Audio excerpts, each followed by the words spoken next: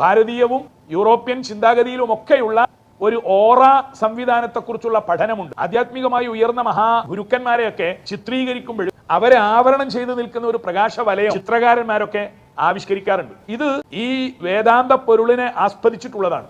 പരിശുദ്ധ ഖുർആനും അത് ശരിവെക്കുന്നുണ്ട്.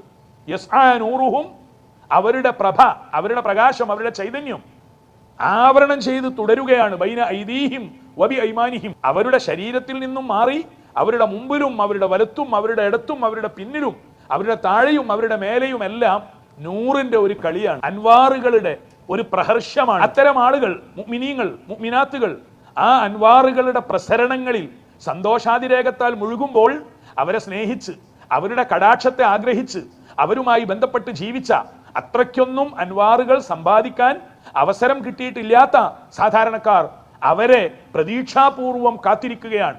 പരിശുദ്ധ ഖുർആനാണ്